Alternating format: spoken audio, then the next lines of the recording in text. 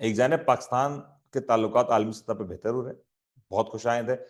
پاکستان کے field marshal Asim Munir صاحب کی خدمات کو، ان کی بہادری کو، ان کی شجاعت کو، ان کی پلاننگ کو، ان کی وزڈم کو پوری دنیا اب سراہ بھی رہی ہے، اور یہ یقینی طور پہ ایک شخص، ایک فرد واحد کی جیت نہیں بلکہ پاکستان کی جیت ہے، پاکستان کے اداروں کی جیت ہے۔ پاکستان کیونکہ وقار کا جو بلندی کا جو سفر ہے، وہ یقینی طور پہ اس کی کوئی مثال ماضی میں نہیں ملتی، اور اسپیشلی اس طرح کا ایک کارڈیل ریلیشن شپ پاکستان اور امریکہ کے درمیان کافی عرصے بعد دیکھنے میں آیا ہے۔ ماضی میں جب یہ بات ہو رہی تھی تو پاکستان نے معاشی طور پہ بڑے اہداف حاصل کیے، اور معاشی طور پہ پاکستان کافی مستحکم بھی نظر آیا۔ اب ایک بار پھر سے ایسا لگتا ہے کہ پاکستان کی جو معاملات ہیں، جو صورتحال ہے، وہ ایک بہتر طرف نظر آ رہی ہے، اور یہی جو صورتحال اگر کنٹینیو کرتی ہے تو پاکستان کو ترقی کی راہوں پہ جانے سے کوئی روک نہیں سکتا۔ دوسری جانب جو بھارت کی جانب سے پھونڈے الزامات لگائے جاتے ہیں، غلط خبریں پھیلائی جاتی ہیں، مس انفارمیشن پھیلائی جاتی ہے، کبھی فیلڈ مارشل عاصم منیر صاحب کے حوالے سے، کبھی جنگ کے حوالے سے، کبھی یہ کہا جاتا ہے کہ 6-0 ہم نے کر دیا، وہاں سے 6-6 ہو گیا۔ اس طرح کی باتیں جب کی جاتی ہیں تو ایویڈنس دینے چاہیے، اور 3 ماہ بعد I don't know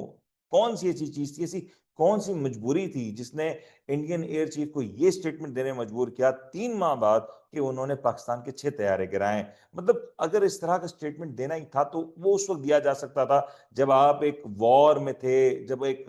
war of narrative چل رہی تھی، ایک بیانی کی جنگ چل رہی تھی، ایک میڈیا وار کھیلی جا رہی تھی۔ جس طریقے سے آپ نے پنجاب میں سمندر چلا دیا، اسی طریقے سے آپ یہ بھی کر سکتے تھے۔ جس طریقے سے آپ نے کراچی کو تباہ کر دیا، کراچی کی پورٹس کو تباہ کر دیا، اس طرح سے آپ یہ بھی کہہ سکتے تھے، لیکن اس وقت یہ بات بھی نہیں کی گئی۔ اب 3 ماہ بعد جب یہ بات کی گئی ہے تو یقینی طور پہ اس پہ پورا بھارت شرم سے سرشار ہے کہ آخر انڈین ایئر چیف کو ایسی کیا مجبوری تھی کہ ان کو اس طرح کا مزے کا خیز سٹیٹمنٹ دینا پڑا۔ اور اب افسوس، صد